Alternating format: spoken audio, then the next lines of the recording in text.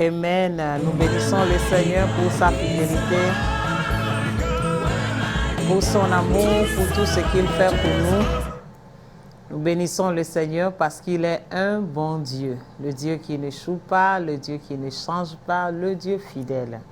Aujourd'hui encore, nous sommes venus pour Quality Daily Life. Pour les gens qui suivent ce programme, d'habitude c'est en anglais. Mais il y a beaucoup qui réclament ça en français. Quality Daily Life, c'est une manière de valoriser le temps que Dieu nous donne chaque jour de nos vies. Parce que c'est aujourd'hui que tu as. Je ne peux même pas dire que tu as aujourd'hui, mais tu as l'instant, le moment que tu es en train de passer. C'est ça qui t'appartient. Donc, si tu ne donnes pas de la valeur, si tu ne prends pas de profit nécessaire de cet instant-là, tu ne peux pas être béni dans la journée. Tu vas passer une journée misérable parce que quelqu'un ne t'a pas salué, parce que quelqu'un t'a maltraité. Donc, tout ça là, c'est ça que nous rassemblons dans Quality Daily Life, que nous valorisons chaque moment que le Seigneur nous a donné et que Dieu nous aide à tirer de bons profits de cela. Amen. So, aujourd'hui, nous rentrons dans le message de danger, du manque de pardon. Nous avons ça aussi en anglais pour ceux qui veulent suivre ça en anglais. Sur le YouTube, au Channel 15, les mêmes choses. Prions avant que nous ne commencions. C'est Catherine Kassongo, le pasteur de All Nations for Jesus Christ Church à Vermont. Mon mari et moi, nous vous saluons et nous vous aimons. L'église ici vous salue aussi. Prions. Seigneur, nous vous bénissons. Seigneur, nous te bénissons pour ta fidélité, pour ton amour pour tout chacun de nous. À cet instant que nous allons partager ta parole, nous prions à ce que tu nous éclaircisses et que tu nous aides, Seigneur, selon ce message, à mettre ça en application pour que les bénédictions que tu as réservées pour nous, tout et chacun de nous puisse l'avoir au nom de Jésus. Amen. Nous parlons du danger du pardon. Pour parler du danger du pardon, tu dois savoir ce que c'est que le pardon. Et aussi, tu vois les bénéfices du pardon, de pardonner. Et tu vas voir les conséquences que tu as si tu refuses de pardonner quelqu'un. Amen. Si dans la vie, je sais que tout le monde, même si tu n'admires pas ça, nous sommes tous les gens qui est consacrés à nous-mêmes. Si nous savons qu'il y a des bénéfices dans quelque chose que nous allons faire, rapidement, on peut le faire. Mais des fois, nous refusons de le faire parce que nous ne savons pas notre intérêt dans ce que nous devons faire. Donc, si tu vois ton intérêt dans le pardon que tu vas accorder à ton frère, à ta soeur, à qui que ce soit qui t'a offensé, si tu vois ton bénéfice, je ne dis pas le bénéfice de la personne que tu vas pardonner, mais ton propre bénéfice dans cela, je pense que tu vas faire tous les efforts nécessaires pour pardonner. Amen. Nous allons rentrer dans la définition du mot pardon. Le pardon veut dire rémission d'une faute, d'une offense. Amen. Je prends la définition qui est plus simple. Pardonner, c'est renoncer à punir une faute, à se venger d'une offense. Amen. Laisse que je dise ça encore. Le pardon, la définition, c'est remission d'une faute, d'une offense. Maintenant, quand nous rentrons dans pardonner, c'est renoncer à punir une faute, à se venger d'une offense.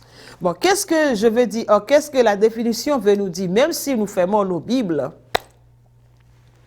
nous prenons nos dictionnaires ordinaires, nous allons voir que le pardon, c'est une décision que tu dois prendre.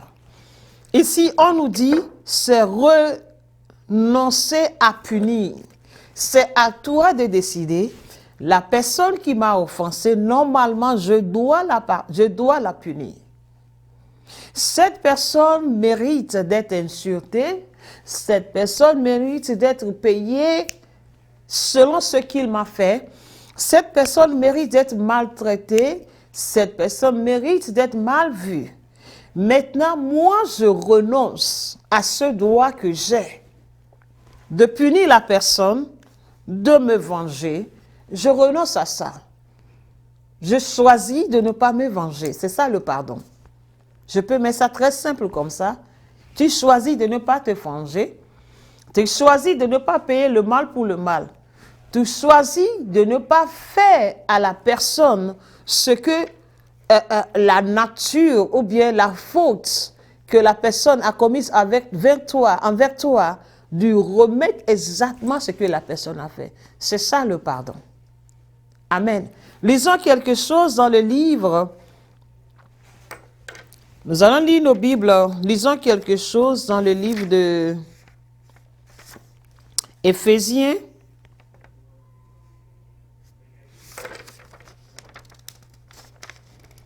Chapitre 4, verset 32. Éphésiens chapitre 4, verset 32 dit: Soyez bons l'un envers les autres, compatissants, vous pardonnant réciproquement, comme Dieu vous a pardonné en Christ.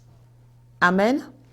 Soyez bons les uns envers les autres, compatissants, vous pardonnant réciproquement, comme Dieu vous a pardonné en Christ. Amen. Quand je méditais sur le pardon, j'ai découvert quelque chose. Le pardon, ce n'est pas un choix. C'est une recommandation, c'est une obligation de la part du Seigneur. Donc, de la même manière que tu peux obéir à la voix du Seigneur dans toutes choses, je viens, la définition dit, tu renonces à ton droit. Tu choisis de renoncer. Aux yeux de l'Éternel, le pardon, c'est une obligation. Le Seigneur nous oblige, nous recommande, nous encourage à pardonner. Mais still, même que Dieu nous recommande, nous oblige, c'est comme tout autre péché. Tu peux refuser de pardonner. Comme Dieu te dit, fais ceci, et tu vas dire que non, moi je ne fais pas, j'ai décidé de ne pas obéir à Dieu. Même que tu connais, et il y a des fois, il y a des gens qui ont des situations, tu vas vers eux, tu essaies de les conseiller, tu essaies de leur parler, et l'autre va te dire, tu sais, je sais que la Bible a dit de pardonner, mais moi, c'est non, je ne pardonne pas. Je ne fais pas pardonner. Amen. Des fois, tu choisis comme ça. Tu vas voir dans le livre de 2 Corinthiens, chapitre 2, versets 10 à 11. Lisons ça. Tu vas voir quelque chose de très intéressant dans ça. 2 Corinthiens, chapitre 2, versets 10 à 11. La Bible dit: Or, à qui nous pardonnons, je pardonne aussi. Et ce que j'ai pardonné, si j'ai pardonné quelque chose, c'est à cause de vous, en présence de Christ. Verset 11. Afin de ne pas laisser à Satan l'avantage sur nous, car nous n'ignorons pas ses desseins. Ça veut dire que si je refuse, selon ce verset, je vais lire seulement le verset 10 qui dit: afin de ne pas laisser à Satan l'avantage. Ça veut dire quoi? Si je refuse de pardonner quelqu'un, Satan profite de la situation. Parce que sachons une chose, Satan n'a pas de force sur nous. La force que Satan a sur toi et moi, c'est la force que nous lui donnons. Chaque fois que nous créons une situation négative autour de nous ou bien en nous, ça profite à Satan de opérer. C'est pour ça que Dieu nous recommande. Pourquoi je dois pardonner? Quel est mon intérêt dans le pardon? Il dit: pardonnez-vous les uns les autres. Soyez bons l'un envers l'autre. Pardonne, quelle que soit la gravité du péché, quelle que soit la gravité de l'offense que ton frère et ta soeur a fait. Parce que quoi? Si tu ne le fais pas, l'ennemi profite. Quand je prends mari et femme dans la maison, il y a des fois, nous refusons de nous pardonner. Ton mari a fait quelque chose il y a des années, mais quelque part dans ton cœur, tes activités autour de ton mari sont basées de cette offense-là. Tu n'as jamais pardonné. Amen. La semaine prochaine, nous allons passer par la grâce de Dieu, pardonner et oublier si c'est possible. Donc, parce que tu n'as pas pardonné entièrement ton mari, parce que tu n'as pas pardonné entièrement ta femme, dans ce couple-là, il y a l'ouverture de porte à l'ennemi. Donc, chaque fois, l'ennemi profite. Quand l'ennemi met sa tête au milieu de vous dans la maison, il voit que non, celle-ci n'a pas pardonné, celui-ci n'a pas pardonné, il prend l'avantage et il peut détruire. Peut-être vous n'allez pas vous divorcer, mais il vous nuit quelque part dans la famille à cause de manque de pardon. Il y a des familles aujourd'hui qui ont des situations pendant des années qui se répètent, même des générations. Le grand-père a fait, la grand-mère a fait, la tante avait dit ceci à sa sœur. Donc, quand vous avez grandi, la sœur a répété à ses enfants. Donc, les enfants aussi sont rancuniers envers leur tante. Donc, tout ça là, ça ouvre des portes à l'ennemi dans la famille. Et nous ne le savons pas. Il n'y a pas de sorcier dans nos familles. Des fois, ce n'est pas l'œuvre de la sorcellerie. C'est simplement l'œuvre de manque de pardon. Parce que lorsque les sorciers viennent pour nous attaquer dans nos familles, dans nos maisons, ils doivent chercher une porte d'entrée. Et la porte d'entrée la plus facile à avoir, c'est la porte de manque de pardon. Amen. Nous allons lire aussi dans le livre de Éphésiens chapitre 4. Éphésiens chapitre 4, lisons ça. Éphésiens chapitre 4.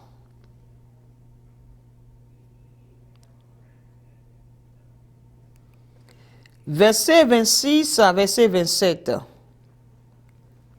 La Bible dit ceci. Si vous vous mettez en colère, ne péchez point. Car que le soleil ne se couche pas sur votre colère. Et ne donnez pas assez au diable.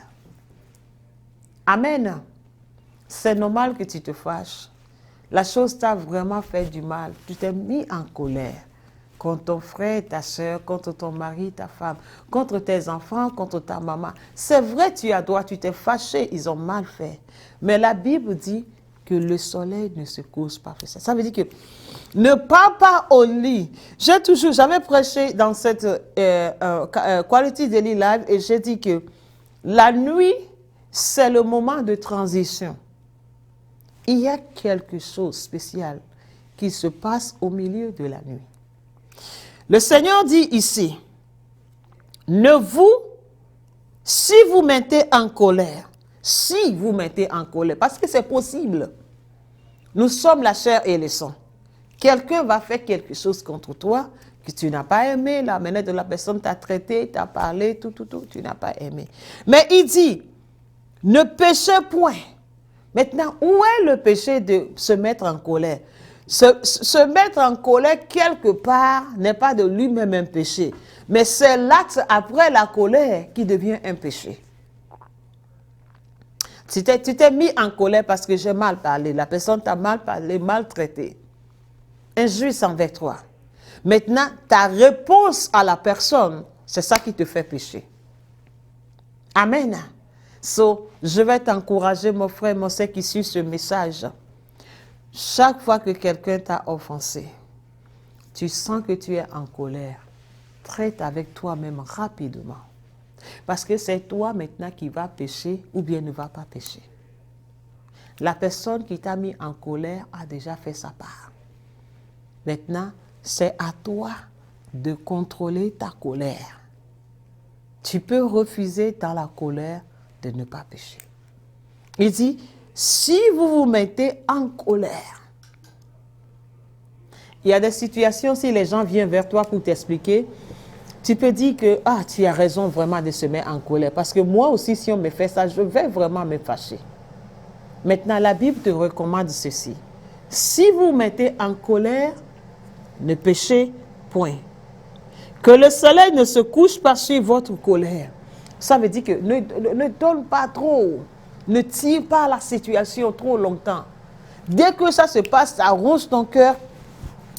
Trouve quelque chose pour apaiser ton propre cœur. Ne tire pas ça. Il y en a, oh my God, des situations sont passées pendant des années. La personne même qui les a offensés est morte. Mais ils sont toujours en colère. La personne a fait sa part et il a disparu. Tu n'es même plus en contact avec la personne. Tu ne vois même plus tu ne sais même plus où vit cette personne. Mais jusqu'à là où je te parle, si quelqu'un mentionne le nom de la personne là, la colère remonte en toi.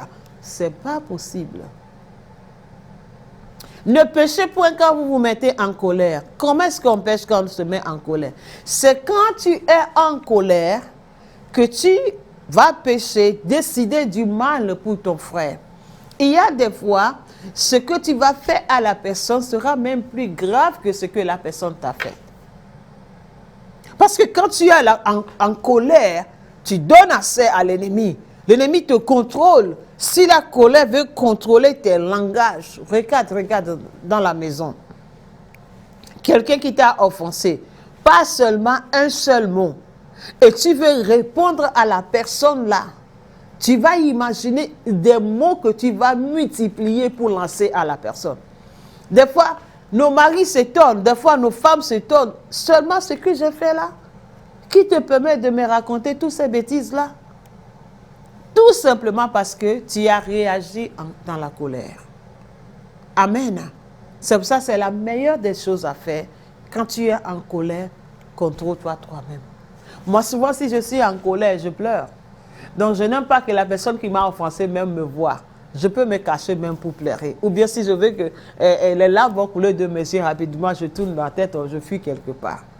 Mais en tant que la chair, si je vais réagir quand je suis en colère, quels que soient les mots, peut-être les mêmes mots que je vais dire quand je ne suis pas en colère, quand je suis en colère, je vais les dire, le ton avec lequel je vais les dire va être très offensif. C'est pour ça que la Bible nous demande, mettez-vous en colère, mais ne péchez pas. Amen. Et le verset qui m'intéresse beaucoup plus, 27, qui dit, et ne donnez pas assez au diable. Parce que moi, je suis fâché. Et moi, j'ai réagi par rapport à l'offense que toi, tu m'as faite. Et maintenant, ça crée une autre situation plus grande entre nous. Et ça va être destructif. À qui? À moi et à toi. Parce que l'ennemi profite pour rentrer maintenant. Peut-être ce que moi, je vais te faire quand je suis en colère, qui a ouvert la porte à l'ennemi, ou bien ce que toi, tu vas me faire quand tu es en colère, qui va ouvrir la porte à l'ennemi, ne sera pas très grave.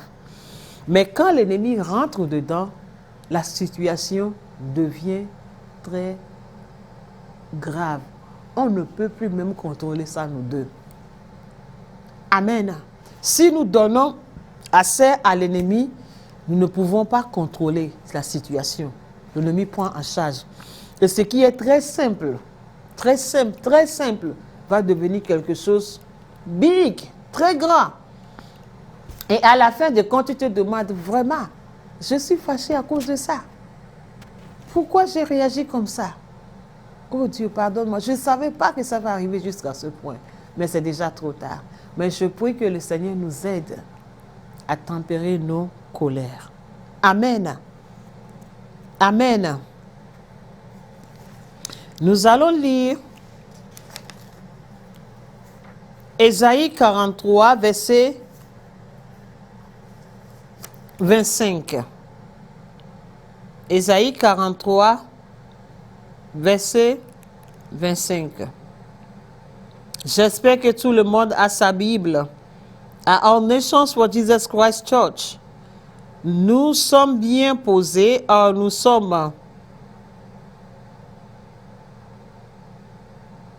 Nous avons décidé de vous offrir la Bible si vous n'en avez pas et vous ne pouvez pas vous en acheter vous-même. Écrivez-nous à All Nations for Jesus Christ Church. Notre adresse est toujours sur l'écran. Vous pouvez nous écrire.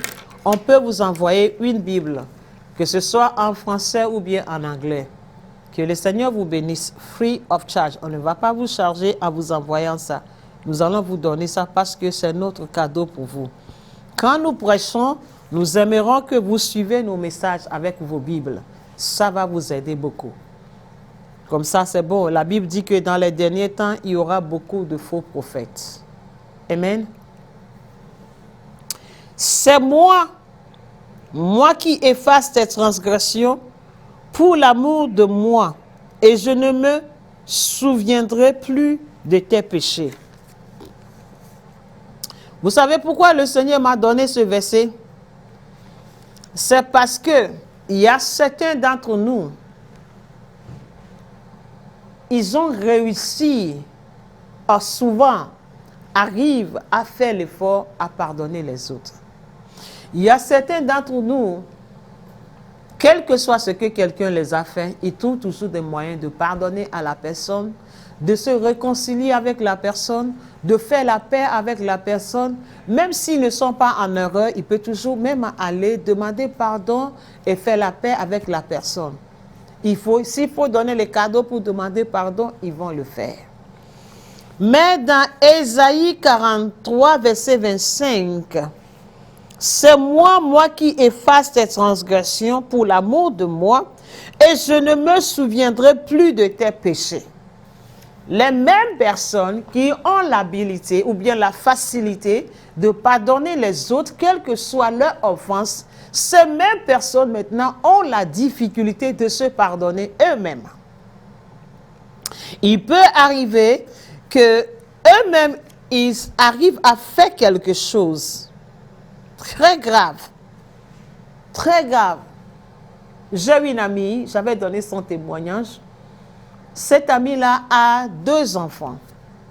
Quand je l'avais raconté, elle avait 6 et 62 ans ou plus. Et chaque fois que nous avons le temps ensemble, que ce soit au téléphone, au restaurant, dans le mall pour faire les achats, quel que soit là où nous sommes, quelque part, elle s'arrange à introduire, à infiltrer sa misère de l'erreur qu'elle a faite dans le passé. Elle avait divorcé tôt, elle s'était mariée tôt, elle s'est divorcée tôt. Et ses enfants, je crois, la première fille doit avoir 40, 42 ans en ce temps-là. Le deuxième, 30 quelques. Mais les 2 enfants ne sont pas en bon terme avec elle. La première fille est devenue lesbienne, ce qu'elle ne veut pas qu'elle devienne. Donc tout ça là, quand nous avons le temps, on est en train de rire, on est en train de parler de quelque chose d'intéressant, elle va ramener ça dans les larmes. Je regrette toujours que mes enfants n'ont pas de bons termes avec moi. Je regrette toujours que ma fille est devenue lesbienne. Je regrette toujours que mon garçon est devenu ceci. Chaque fois, je me demande qu'est-ce que j'ai fait lorsque j'étais en train de les élever. Qui a causé ça dans leur vie? Qu'est-ce que j'ai fait? En quoi est-ce que je les ai offensés? En quoi est-ce que j'ai raté leur éducation qui les a amenés à cette dimension?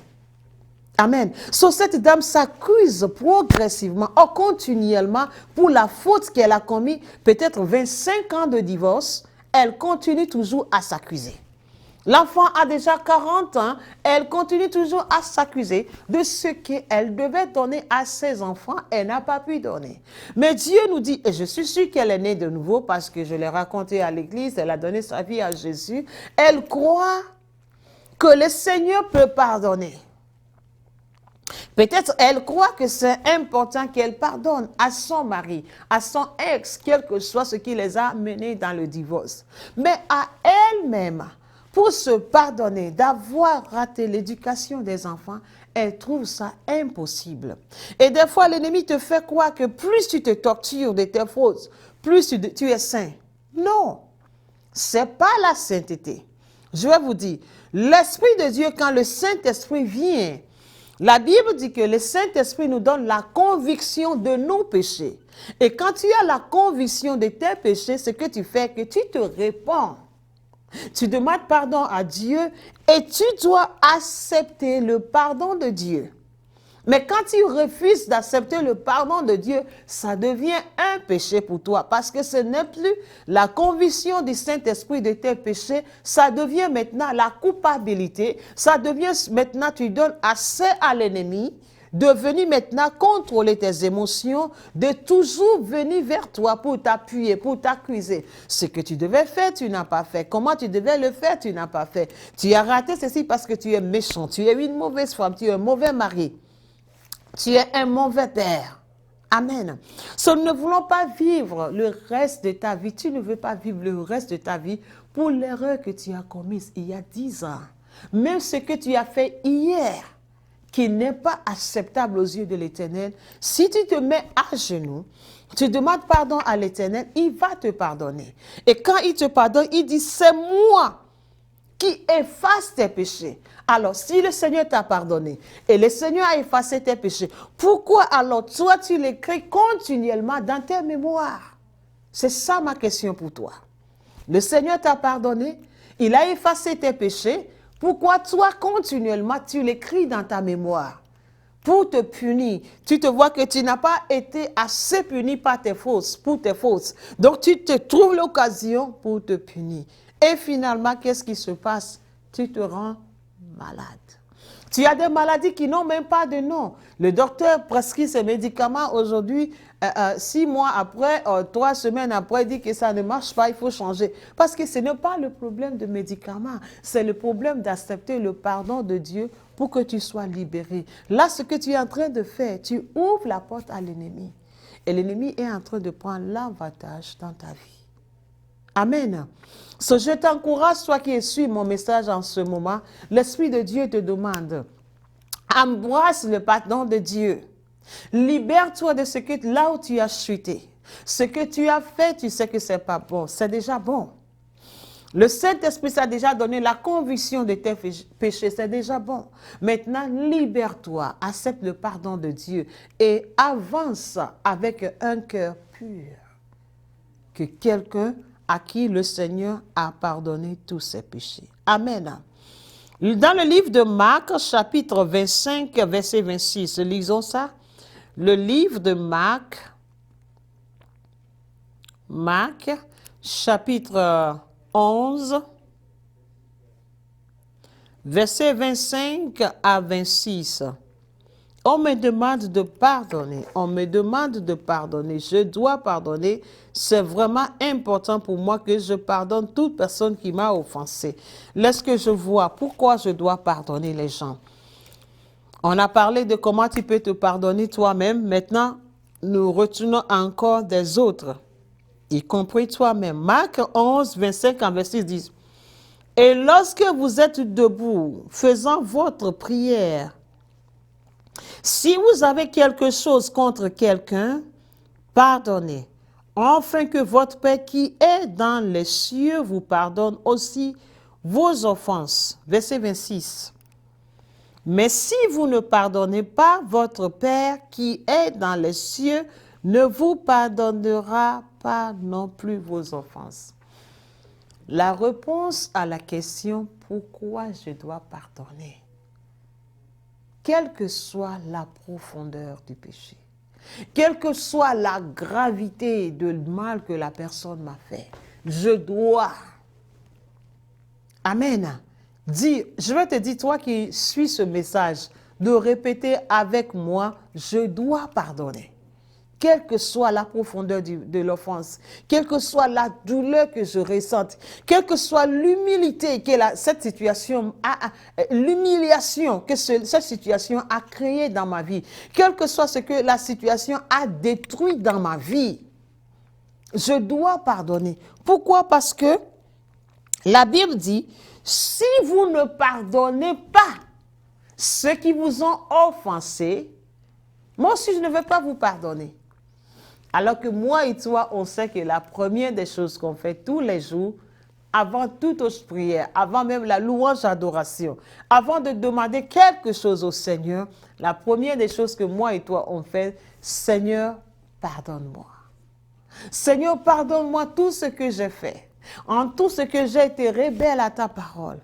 En tout ce que j'ai été désobéissante, en tout ce que j'ai volé, tout ce que j'ai menti, là où j'ai fait l'infidélité, là où j'ai fait quoi que ce soit, là où je n'ai pas prié quand tu m'as demandé de prier, en tout ce que j'ai fait, Seigneur, quel que soit le nom. Il y a des fois, nous prions et nous demandons aussi au Seigneur, pardonne-nous même les péchés que nous ne nous rappelons pas. Il y a des fois, on ne se rappelle pas de nos péchés, parce que c'est seulement multitude, c'est beaucoup nos péchés. Donc, on ne se rappelle, on ne se souvient même pas de ça. Donc, on va vers le Seigneur et dit, Seigneur, pardonne-moi seulement. Seigneur, pardonne-moi seulement. Regarde, je suis la chair et le sang. Aie pitié de moi. Maintenant, le Seigneur te dit, ok, je vais te pardonner. Mais rappelle-toi que telle personne t'a fait ceci au travail et tu as refusé de le pardonner.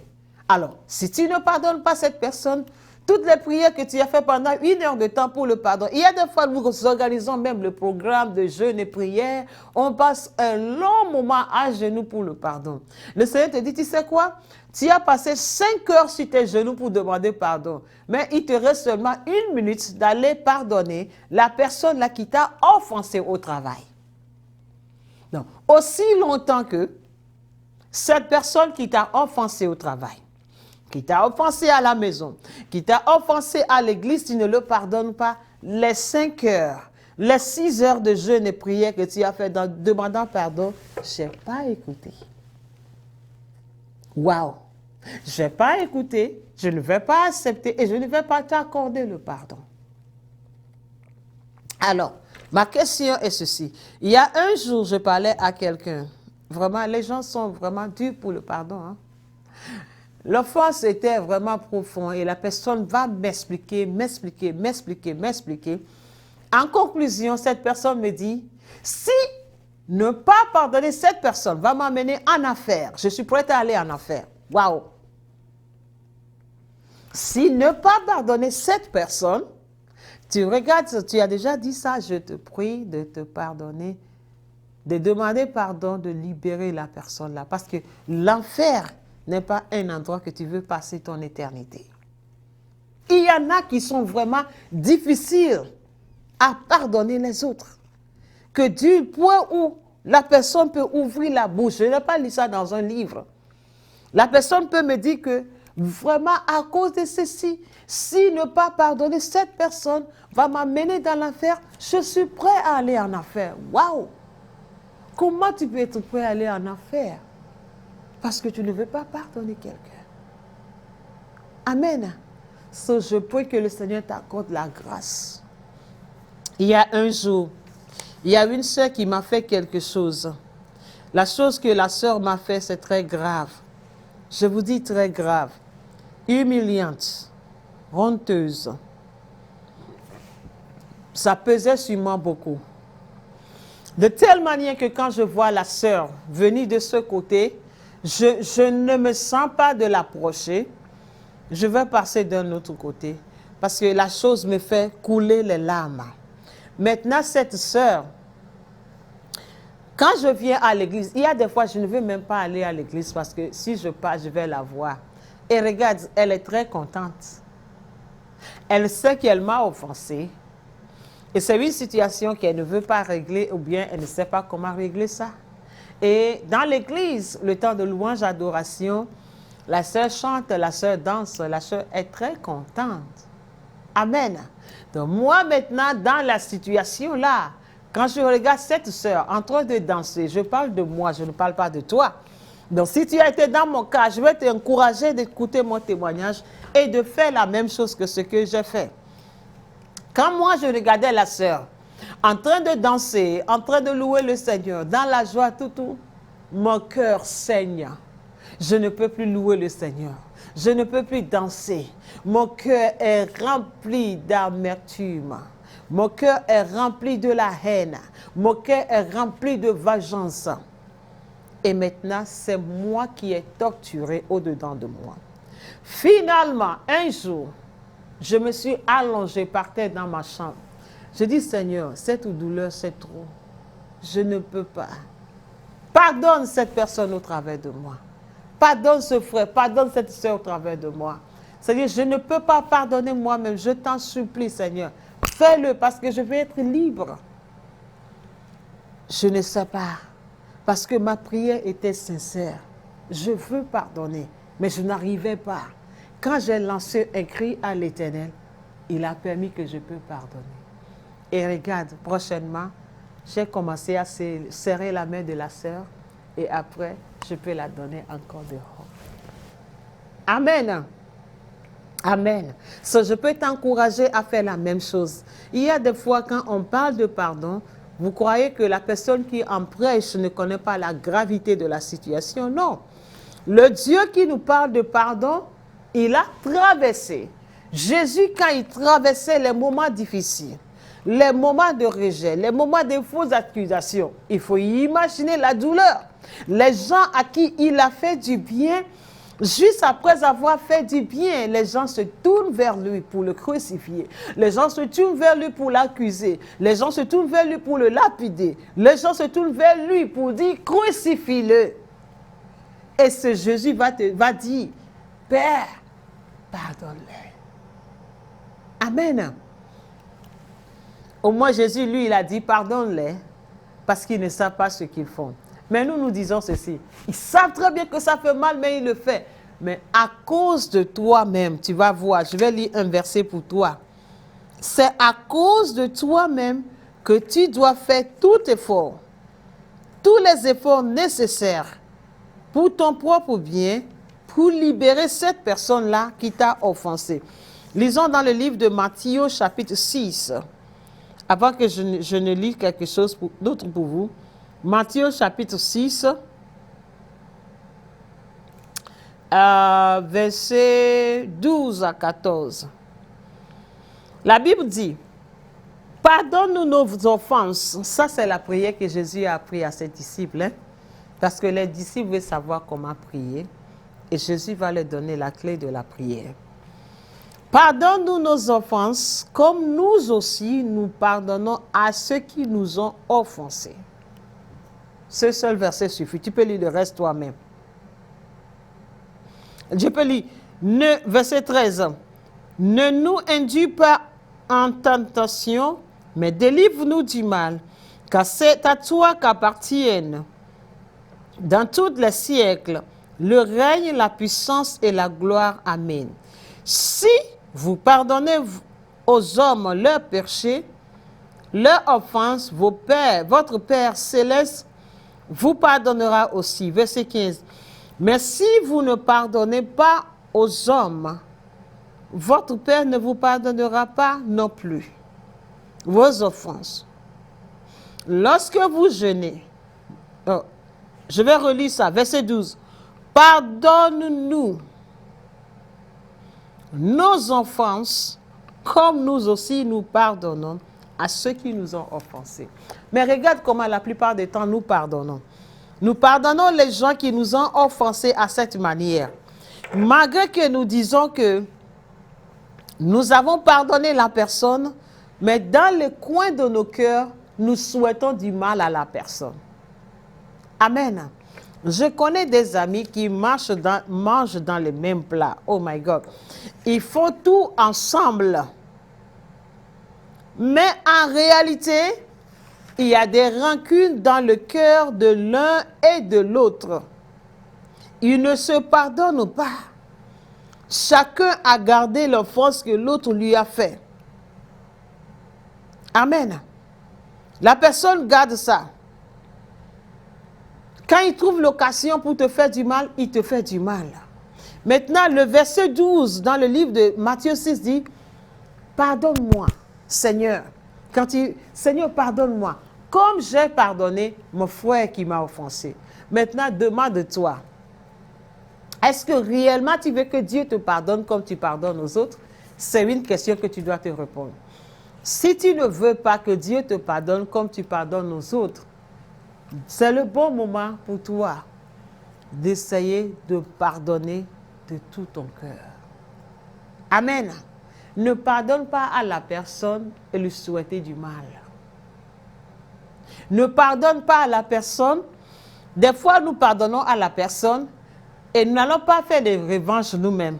Mais si quelqu'un d'autre fait du mal à la personne, nous sommes contents parce que ce n'est pas moi qui lui a fait du mal. Il m'a échappé parce que moi, je suis chrétien. Je suis chrétienne. Je dois pardonner, j'ai pardonné. Mais il a payé ça quelque part. Quelqu'un d'autre l'a fait payer le mal qu'il m'a fait. Et nous sommes contents. Ça, ce n'est pas le pardon. Rappelle-toi que tu pries, le Seigneur a appris à ses disciples. Pardonne les disciples, il faut prier comme ça. Seigneur, pardonne-moi, comme je pardonne à ceux qui m'ont offensé. Maintenant, la réalité est que je ne veux pas que le Seigneur me pardonne comme je pardonne ceux qui m'ont offensé. Parce que même que je dis que je les ai pardonnés, je suis en train de leur souhaiter encore du mal. Amen. Si tu veux que le Seigneur te pardonne de tout son cœur et oublie ce que tu as fait, Fais-le pour ton frère et ta soeur parce que le Seigneur va te donner ce que tu donnes. Je dis que des fois, ça a l'air d'être trop difficile, le pardon que Dieu nous demande d'accorder à nos frères et à nos sœurs. Mais je vous garantis que le Seigneur ne nous demandera jamais quelque chose qu'il n'a pas mis en nous. Si Dieu dit que pardonne à la personne, tu peux pardonner à la personne. Tu peux oublier, tu peux libérer la personne. Parce qu'il a mis cette habilité en toi. Amen. Lisons dans le livre d'Éphésiens chapitre 4, verset 32. Éphésiens chapitre 4, verset 32.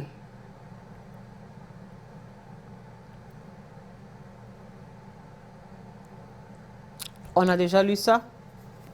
Soyez bons l'un envers l'autre. Soyez bons l'un envers l'autre, compatissants, vous pardonnant réciproquement comme Dieu vous a pardonné en Christ. Donc ça nous fait aussi la comparaison de la manière dont nous devons pardonner. Maintenant, le verset 31 du même livre d'Éphésiens, lisons ça. Le verset 31 nous dit ceci.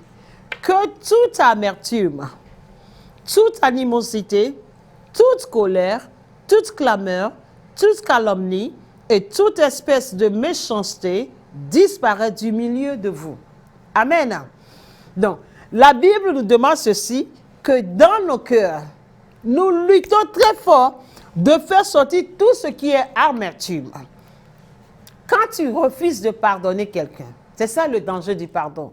Le péché s'enracine, ou bien l'offense s'enracine, et ça devient l'amertume. Avec que tu ne saches, la chose la très simple que la personne a fait contre toi, qui t'a offensé, va créer en toi des années plus tard, ou bien des mois plus tard, ou bien des temps plus tard, que tu as gardé ça. Cette reine que tu ne peux pas contrôler. L'amertume, tu vois la personne, ton cœur ne fait que bouillonner au-dedans de toi pour le mal que tu peux faire à ton frère. La Bible dit, verset 31, que toute amertume, toute animosité, toute colère, toute clameur, toute calomnie et tout aspect de méchanceté disparaît du milieu de nous. Il y en a, ils sont méchants. Hein? Je connais des sœurs, des frères qui sont méchants. Mon frère, ma sœur, je vais te parler de ce qui est la méchanceté. Quand tu refuses de pardonner quelqu'un, quand tu as gardé l'offense de la personne très longtemps, tu vas chez les gens, tu te promènes et tu racontes des saletés sur un frère, sur une sœur. La Bible dit que notre bouche même peut tuer quelqu'un. Avec ta bouche, tu détruis la réputation de quelqu'un. C'est la méchanceté. Amen. Le manque de pardon peut te qualifier comme un sorcier. Parce que tu vas faire des choses que tu ne peux même pas t'imaginer. Tu vas souhaiter de mal. Je vois les gens très à l'aise, hein? Très à l'aise, qui partent chez l'autre et l'autre pour raconter des saletés et des faussetés à cause de l'état du cœur. Et cette même personne se promène pour chercher la main de Dieu dans sa vie, pour chercher la main de Dieu dans la situation de sa vie. Comment est-ce que tu peux combiner? Tu peux mettre ces deux versets-là ensemble. Le verset 31 et le verset 22. La Bible, tu sais, Dieu n'est pas touché, pas seulement ce que nous formulons. La parole de Dieu, Dieu ne le change pas. La Bible dit qu'il veille sur sa parole pour l'accomplir. Quand tu mets la parole de Dieu de côté et tu fais du méchanceté envers les autres, comment est-ce que tu cherches à ce que la main de Dieu intervienne dans ta vie, dans ta situation, dans la vie de ton mari, dans la vie de ta femme, dans la vie de tes enfants, dans ton business, dans ta santé, tu veux que la main de Dieu agisse. Mais Dieu dit, il faut enlever toutes sortes de méchanceté. Tu fais les choses qui nuisent le foyer des autres.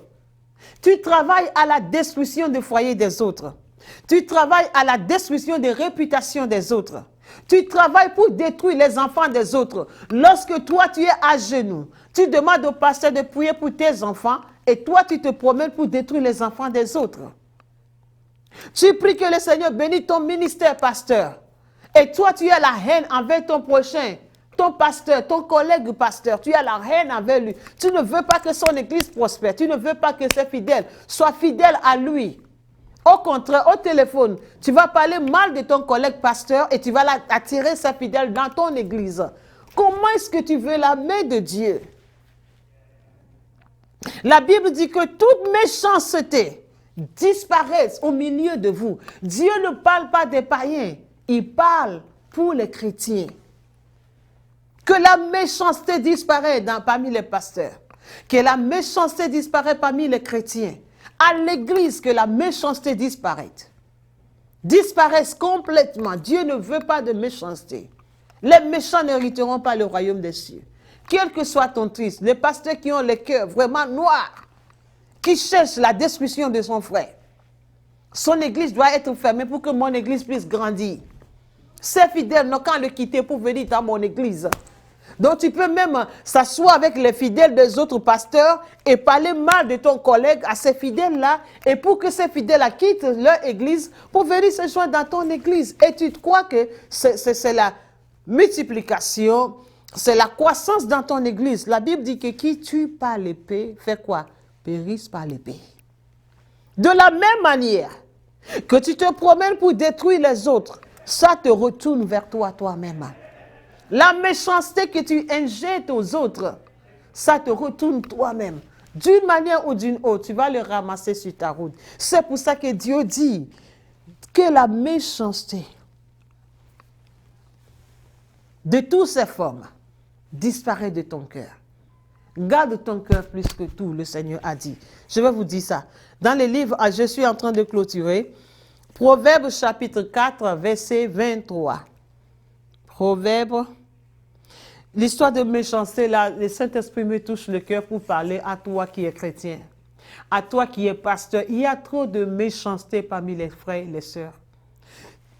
Surtout parmi les serviteurs, les servants de Dieu. Une servante de Dieu peut détruire sa sœur, tu ne peux pas t'imaginer. Oui, un serviteur de Dieu peut parler d'un autre serviteur de Dieu, tu ne vas pas te croire, tu ne vas pas croire. La méchanceté. Et ce qui fait plus mal encore, ce sont les faussetés. Amen. Lisons dans Proverbes chapitre 4, verset 3. Je vais clôturer avec ça. Proverbes.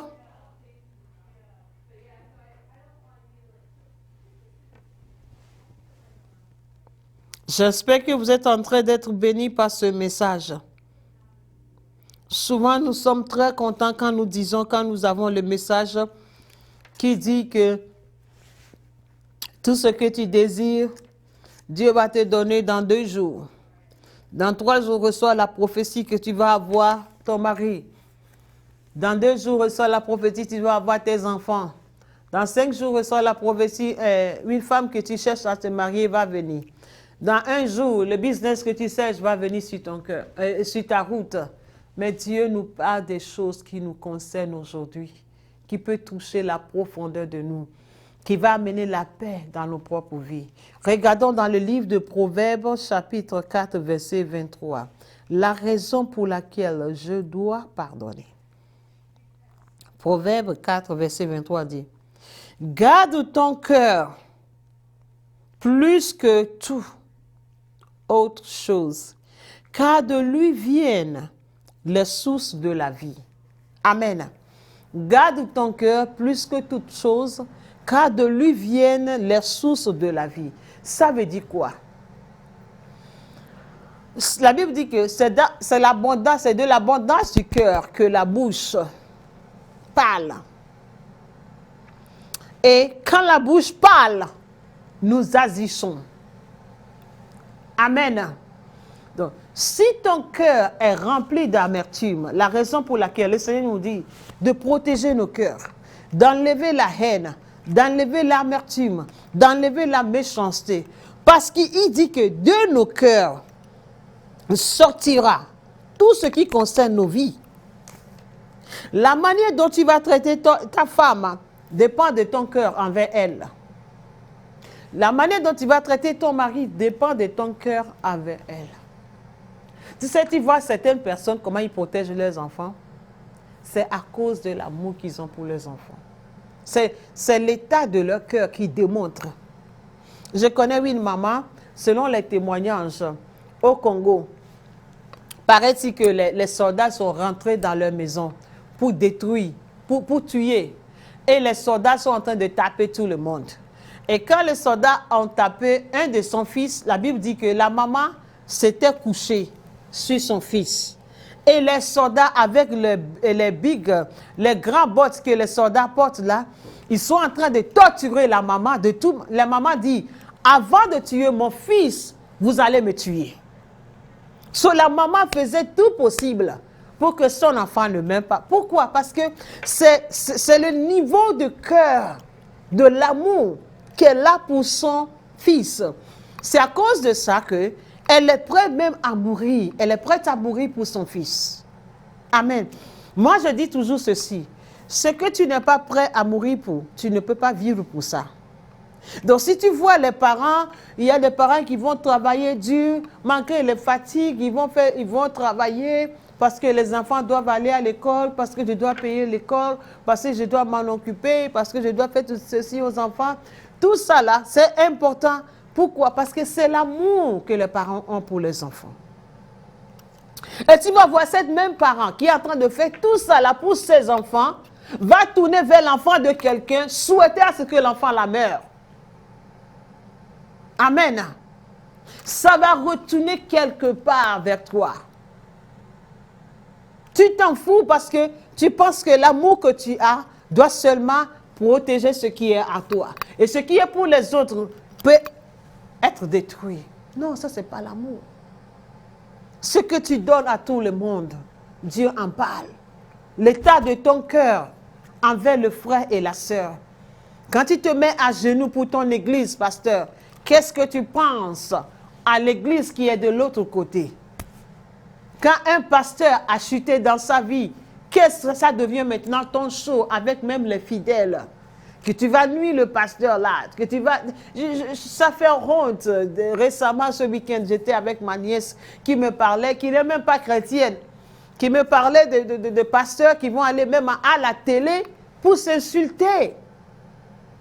Moi, je dis, c'est quel cœur? Dieu dit que tout ce qui est haine, tout ce qui est amertume, protège, que ça sorte de ton cœur.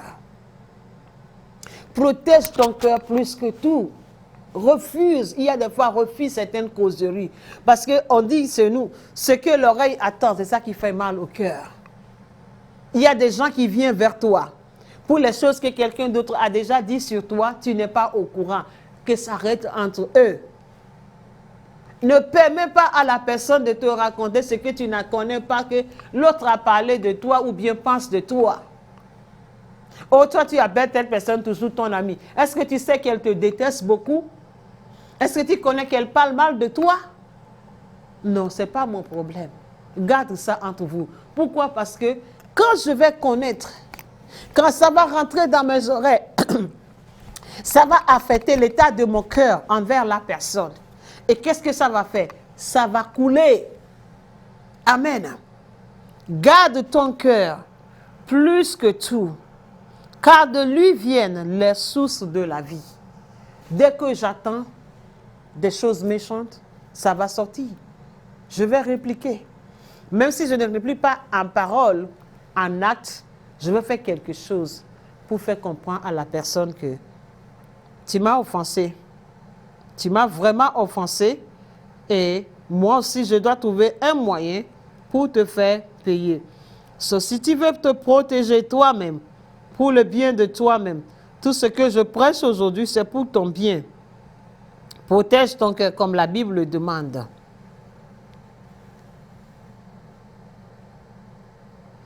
Pour clôturer, je vais lire Romains chapitre 12, verset 19. Que la charité soit sans hypocrisie.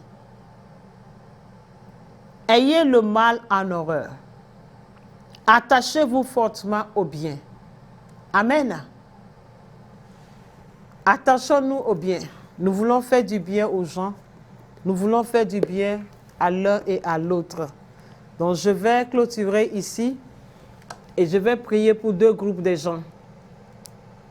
Je vais prier pour toi qui as suivi ce message pour la première fois. Et je vais prier pour toi qui as déjà donné ta vie au Seigneur. Je vais prier pour toi qui n'a jamais donné ta vie au Seigneur. So, répète avec moi. Seigneur Jésus, je viens vers toi tel que je suis. Je te confesse mes péchés. Je demande pardon. Je te prie de me pardonner, me purifier, me laver dans le sang de l'agneau. Seigneur, viens régner dans mon cœur. Sois le guide de ma vie. Au nom de Jésus. Amen. Je vais te bénir, toi qui es déjà né de nouveau, mais qui a la difficulté de pardonner. Seigneur, je prie pour mon frère et ma soeur qui est déjà né de nouveau. Je demande, Père, que tu lui donnes la grâce à pardonner tous ceux qui l'ont offensé. Je demande, Père, que tu les libères, tu les donnes cette grâce pour tout ce qui peut les aider à pardonner. Sanctifie et purifie le cœur de tout chacun de nous. Si quelqu'un a eu une maladie maintenant à cause du manque de pardon, je prie que tu lui accordes la grâce à pardonner et que la maladie quitte au nom de Jésus. Que le Seigneur vous bénisse. Merci pour suivre Quality Daily Live et j'espère vous voir prochainement. Bye bye. N'hésitez pas de nous appeler si vous avez un problème. 802-310-8802 ou bien écrivez à toutes les nations pour Jésus-Christ. Et si vous êtes à Vermont, vous êtes bienvenus pour venir adorer avec nous. Que Dieu vous bénisse. Bye bye.